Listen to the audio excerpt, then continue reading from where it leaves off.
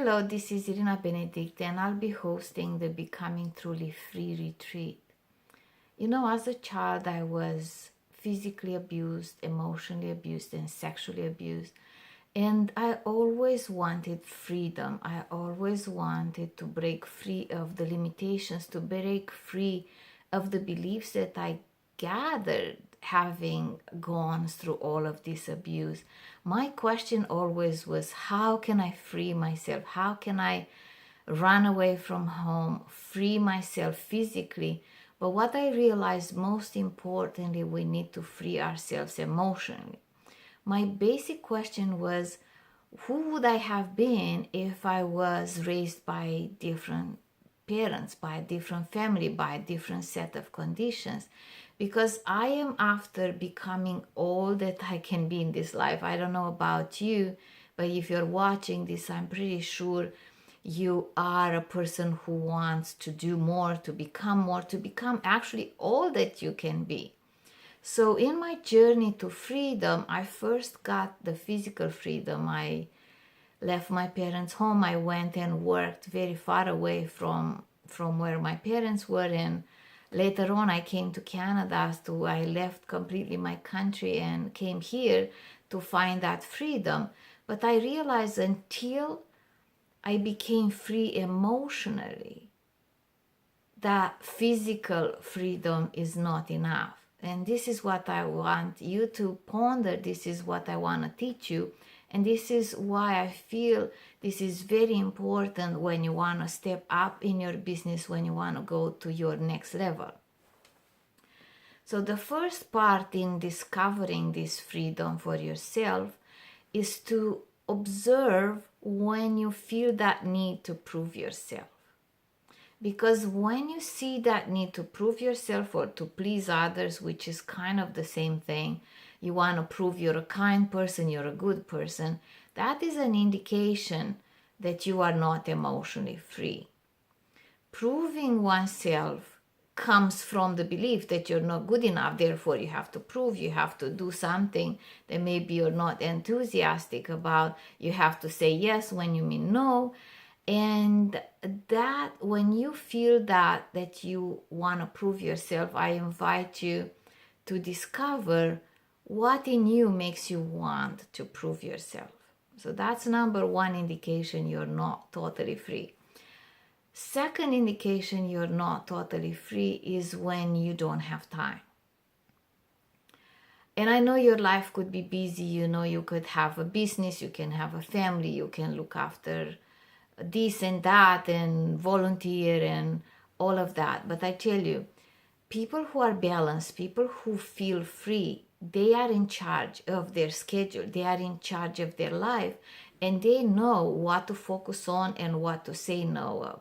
So if you're a person who is struggling for time, definitely I would say you're not truly free, because being free means you can do as you please. But if you're tied, if you feel you're stretched and your schedule doesn't allow, that means you're not completely free. And the third element of not feeling truly free is when you cannot express your boundaries or your disappointment. Like for me, expressing my disappointment to someone is really, really hard. Why? Because in my family of origin, if I was unhappy with something, I would either end up getting beaten. I also ended up on the street, like sleeping on the stairs in the apartment building, because my father would actually lock us out, my mother, my brother, and I. So expressing disappointment, it's really something that I have great difficulty with, and I have to make myself aware of my disappointment and make myself aware that I have to express it. Because when you want to build relationships that are sustainable, when I pride myself on being authentic, but I realize you're not fully authentic if you cannot tell somebody, well, I'm disappointed by the comment you made, or I'm disappointed that you said you will come and you didn't. I'm disappointed because because you didn't do the thing that you said you would do with the extent of love that I thought you would put into it. So when you cannot have boundaries and when you cannot express disappointment, you're not quite truly free, right?